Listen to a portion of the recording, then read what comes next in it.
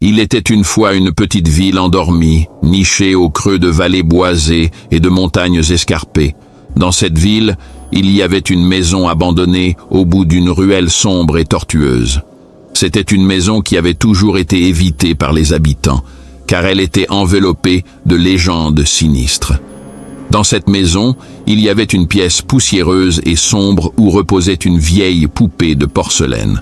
Cette poupée, appelée Anastasia, était le vestige d'une époque oubliée, une époque où elle était la compagne d'une petite fille nommée Émilie. Mais maintenant, Émilie était partie depuis longtemps et Anastasia était laissée à l'abandon dans cette maison maudite. Un jour, un groupe d'adolescents intrépides, attirés par les histoires terrifiantes qui entouraient la maison, décida de s'aventurer à l'intérieur. Parmi eux se trouvait Alex, un garçon courageux mais sceptique, et Sarah, une fille fascinée par le surnaturel. Ils s'enfoncèrent dans les ténèbres de la maison abandonnée, laissant derrière eux la lumière du jour pour être engloutis par l'obscurité oppressante. Leurs pas résonnaient sur les planchers craquants, et une atmosphère lourde de mystère les enveloppait alors qu'ils s'approchèrent de la pièce où gisait Anastasia. Lorsqu'ils entrèrent dans la pièce poussiéreuse, leurs regards furent immédiatement attirés par la poupée de porcelaine posée sur une vieille chaise en bois. Ses yeux noirs semblaient les fixer avec une intensité dérangeante, et une aura de malaise émanait de sa silhouette figée. Sarah s'approcha de la poupée avec fascination, ignorant les avertissements muets d'Alex. Il la main pour la toucher, mais au moment où ses doigts effleurèrent la porcelaine froide, un frisson glacial parcourut sa colonne vertébrale. Soudain, un éclat sinistre illumina les yeux de la poupée et un sourire maléfique étira ses lèvres figées. Les adolescents reculèrent, horrifiés, alors qu'Anastasia prenait vie sous leurs yeux.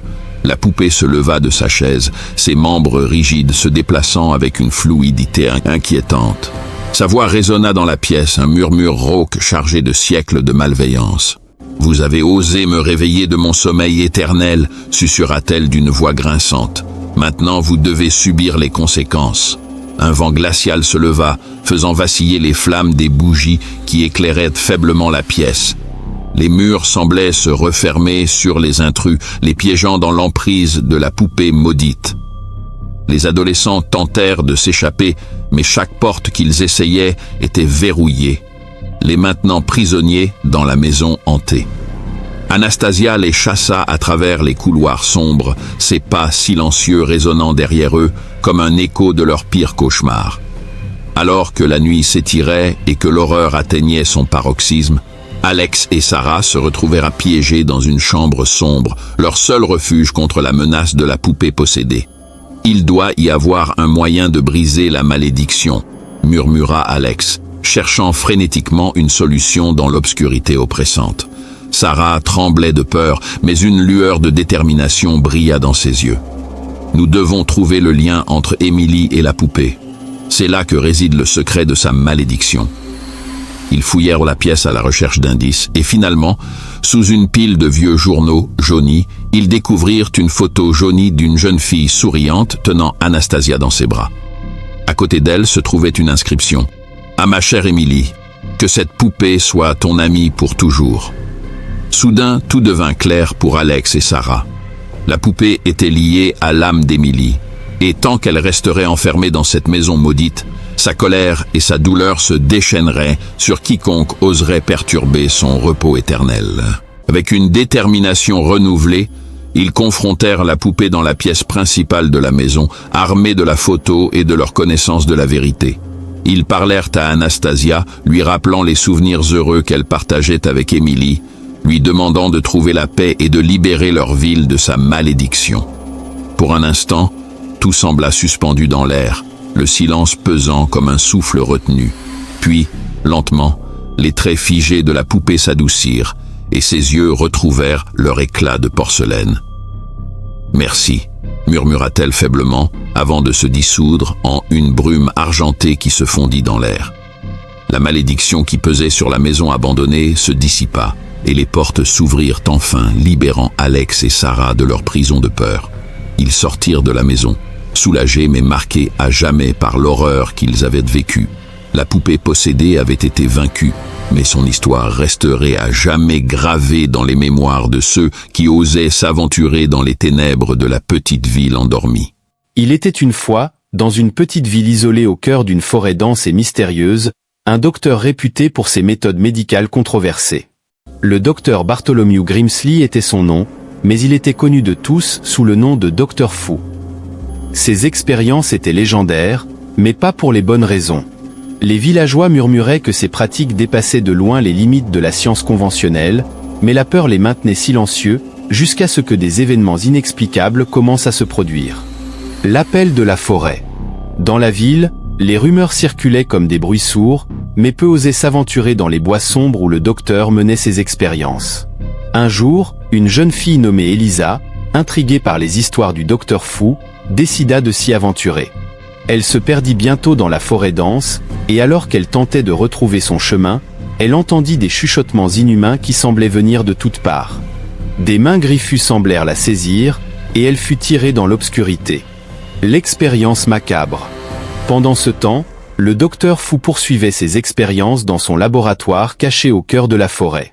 Il cherchait désespérément le moyen de vaincre la mort elle-même, ignorant les cris des âmes torturées qui résonnaient dans les murs de sa sinistre demeure. Il travaillait jour et nuit, obsédé par sa quête de pouvoir ultime, mais chaque expérience échouait, laissant derrière elle des monstres hideux et des morts vivants. La malédiction révélée. Pendant ce temps, Elisa se réveilla dans les ténèbres, prisonnière des horreurs indicibles de l'antre du docteur Fou. Elle découvrit avec horreur que le docteur utilisait les âmes des disparus pour alimenter ses expériences macabres, les liant à son service dans une malédiction éternelle. Elle comprit alors que sa seule chance de survie résidait dans la fuite, mais les ombres semblaient se refermer sur elle à chaque pas. La qu'enfrentaste mortelle. Pendant ce temps, les villageois, de plus en plus inquiets des événements étranges qui se déroulaient dans la forêt, décidèrent de mettre fin aux agissements du docteur Fou une fois pour toutes.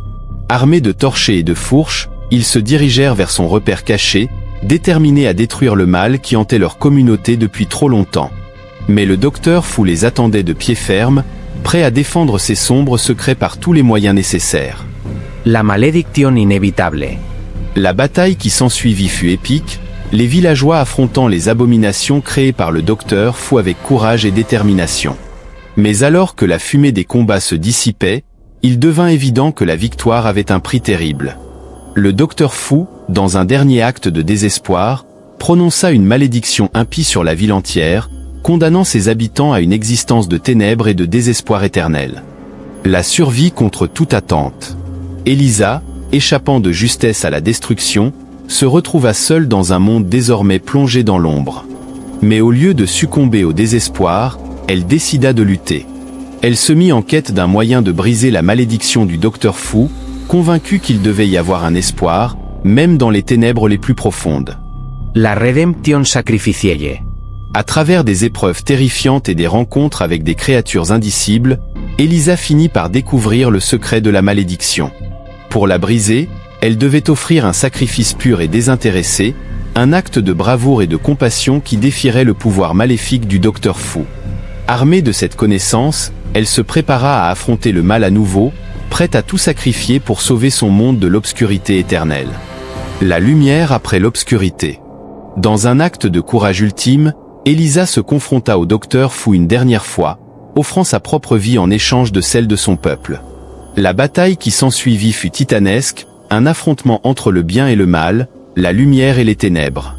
Et finalement, alors que le soleil se levait sur la ville ravagée, la malédiction du docteur Fou fut brisée, dissipée par le sacrifice héroïque d'une seule âme courageuse. Et tandis que les premiers rayons de l'aube traversaient les nuages sombres, la vie et l'espoir fleurirent à nouveau dans la ville autrefois maudite.